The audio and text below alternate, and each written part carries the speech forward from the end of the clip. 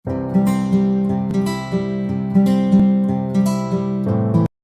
दोस्तों, कैसे हो आप लोग। आज हम लोग बात करने वाले हैं सर रतन टाटा जी के लव एंड रिवेंज लाइफ के बारे में। इनकी मोहब्बत और बदला लेने की कहानी वाकई में बहुत दिलचस्प है। तो हो जाइए सेट आप हमारे साथ अगले कुछ मिनट के लिए, ताकि हम आपको ले जा सके एक रोमांचक सफर पे। बदला। 1981 में रतन टाटा जी को टाटा इंडस्ट्रीज का डायरेक्टर बनाया गया और 1991 में रतन टाटा जी को जे.आर.डी. टाटा जी द्वारा टाटा कंपनी के चेयरमैन बनाया गया, जिसकी वजह से टाटा कंपनी और तेजी से बढ़ने लगी।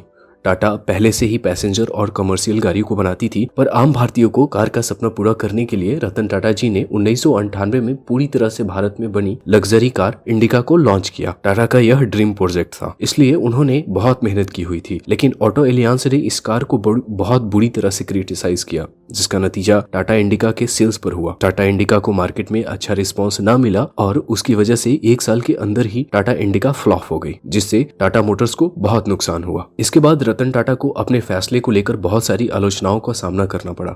तब कुछ करीबी और इन्वेस्टरों के द्वारा रतन टाटा को टाटा इंडिका की वजह से हुई नुकसान की पूर्ति करने के लिए अपना कार की बिजनेस को बेच देने को सुझाव दिया। चूंकि कार लॉन्च करने की आइडिया खुद रतन टाटा की थी और उससे बहुत नुकसान हुआ था, इसलिए उन्होंने यह सुझाव ठीक समझा और उन्होंने पार्टनर्स के साथ अपनी कार कंपनी को बेचने का प्रस्ताव फोर्ड कंपनी के पास ले गए। फोर्ड कंपनी के साथ उनके साझेदारी की मीटिंग करीब 3 घंटे तक चली। फोर्ड कंपनी के चेयरमैन बिल फोर्ड का रतन टाटा जी के साथ व्यवहार रूट था, इसीलिए बातों बातों में बिल फोर्ड ने रतन टाटा जी को बोला कि अगर तुम्हें कार बनानी नहीं आती थी तो तुम इस बिजनेस में इतने पैसे क्यों डाले, और यह कंपनी खरीद कर हम तुम पे बहुत बड़ा एहसान कर रहे हैं। यह बात रतन टाटा जी को दिल पे लगी और वो रातों रात अपने पार्टनर के साथ डील छोड़कर वापस इंडिया चले आए। पूरे रास्ते उस मीटिंग में हुए उस बात के बारे में सोचकर अपमानित सा महसूस कर रहे थे। उन्हें अपनी सफलता से बिल फोर्ड को जवाब देना था। वापस जाकर उन्होंने अपना पूरा ध्यान टाटा मोटर्स कंपनी पर डाल दिया। सालों तक रिसर्च करी और अपनी पूरी जान लगाकर इंडिका का नया वर्जन इंडिका V2 को लॉन्च किया। कुछ ही वर्षों में शुरुआती झटके खाने के बाद रतन टाटा का कार का व्यापार अच्छी खासी लय में आगे बढ़ने लगा और बेहद मुनाफे का बिजनेस साबित हुआ। वहीं दूसरी तरफ फोर्ड कंपनी अपनी जैगुआर और लैंड रोवर की वजह से घाटा झेल रही थी। सन 2008 के आते आते फोर्ड कंपनी दिवालिया होने के कगार पे पहुंच गई थी। उस समय रतन टाटा जी ने फोर्ड कंपनी के सामने उनकी लग्जरी कार जैगुआर और लैंड रोवर कंपनी को खरीदने का प्रस्ताव रखा, जिसे बिल फोर्ड ने खुशी खुशी स्वीकार कर लिया और बिल फोर्ड उसी तरह अपने पार्टनर्स के साथ टाटा ग्रुप के ऑफिस पर पहुंचे, जैसे रतन टाटा बिल फोर्ड से मिलने के लिए उनके ऑफिस पे गए थे। उसके बाद रतन टाटा जी ने फोर्ड कंपनी से जैगुआर और लैंड रोवर कंपनी को $2.5 बिलियन में खरीदा। फिर उसके बाद बिल फोर्ड ने वही बात फिर से दोहराई जो उन्होंने पिछली मीटिंग में रतन टाटा जी से कही थी, लेकिन इस बात थोड़ी अलग थी। बिल फोर्ड ने रतन टाटा जी से कहा कि आप हमारी इन दोनों कंपनियों को खरीद कर आप हम पे बहुत बड़ा एहसान कर रहे हैं। दोस्तों, आज जैगुआर और लैंड रोवर टाटा कंपनी का हिस्सा है और मार्केट में बेहतर मुनाफे के साथ आगे बढ़ रहा है।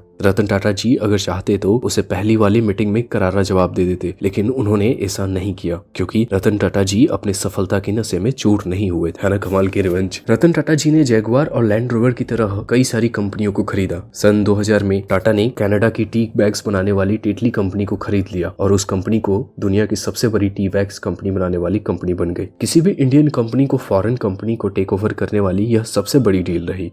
उसके बाद रतन टाटा जी ने सन 2004 में साउथ कोरिया की डियोफू कॉमर्शियल व्हीकल को खरीदा, जिसका नाम बाद में टाटा डियोफू कॉमर्शियल व्हीकल रखा गया। 2007 में टाटा ने कोरस कंपनी को खरीदा, जिसका नाम बाद में टाटा स्टील रख दिया। भाई, विदेशियों को मारना तो कोई इनसे सीखे। Love life. ये बात तो आप सब जानते होंगे कि रतन टाटा जी ने कभी कोई शादी नहीं की, लेकिन क्या आप इनकी शादी न करने की असली वजह जानते हैं? मैं आपको आज रतन टाटा जी की शादी न करने की असली वजह बताने जा रहा हूँ, जो उन्होंने 12 फरवरी 2020 के दिन एक इंटरव्यू में बताया था। रतन टाटा जी ने अपनी लाइफ में बहुत बड़ी बड़ी अचीवमेंट हासिल की, लेकिन उनकी लाइफ का सबसे बड़ा रहस्य यही रहा कि उन्होंने कभी शादी नहीं की और लोगों ने इसके पीछे का वजह जानने की बहुत कोशिश की, लेकिन रतन टाटा जी ने कभी इस बात को सामने नहीं आने दिया। लेकिन आखिरकार 12 फरवरी 2020 के दिन उन्होंने अपनी चुप्पी तोड़ी और इस रात से पर्दा हटा दिया। दरअसल रतन टाटा जी बॉम्बे नाम की एक फेसबुक पेज के इंटरव्यू दे रहे थे और इस इंटरव्यू के दौरान उनके लव लाइफ और शादी न करने की असली वजह के बारे में पूछा गया।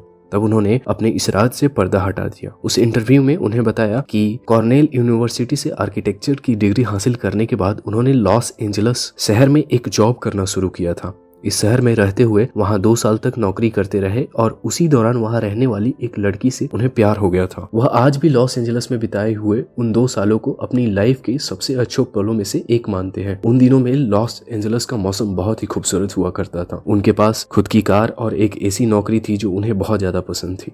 इसके अलावा वो वहाँ पर एक ऐसी लड़की के साथ थे जिसको वो बेइंतहा मोहब्बत करते थे और वो लड़की भी रतन टाटा से बहुत प्यार करती थी। वो बताते हैं कि वो उस समय शादी करने का मन बना चुके थे, तभी कुछ ऐसा हुआ जिनसे इनके इस रिलेशनशिप के हमेशा के लिए खत्म कर दिया। दरअसल रतन टाटा जी ने जब शादी करने का मन बना लिया था तब उनके पास उनकी दादी की तबीयत खराब होने की खबर पहुंची। उन्हें अपनी दादी से बहुत ज्यादा लगाव था और वे पिछले 7 सालों से वो उनसे नहीं मिले थे, इसलिए वे इंडिया वापस जाकर अपनी दादी से मिलने का मन बना लिया। उन्होंने उस लड़की को भी अपने साथ इंडिया जाने के लिए इनवाइट किया और कहा कि हम इंडिया जाकर शादी कर लेंगे। वह लड़की उनके साथ जाने के लिए मान गई थी, लेकिन उस लड़की के घर वालों ने भारत जाने से परमिशन नहीं दिया। ये साल 1962 की बात है, जब इंडिया और चीन के बीच वॉर चल रहा था और इस वॉर के कारण उस लड़की के घर वालों ने इंडिया जाने से मना कर दिया था। उस लड़की ने रतन टाटा जी से प्रॉमिस की थी कि वार खत्म होते ही उनके पास चली आएगी और इसी वादे के भरोसे रतन टाटा जी इंडिया वापस आ गए। इंडिया आने के बाद उस लड़की का इंतजार करने लगे। रतन टाटा जी को पूरा यकीन था कि वो उसके पास जरूर आएंगी क्योंकि उन्होंने आने का वादा किया था, लेकिन यह इंतजार थोड़ा थोड़ा करके बहुत ज्यादा लंबा हो गया और आखिरकार उन्हें यह खबर मिली कि उस लड़की ने किसी और से शादी कर ली है।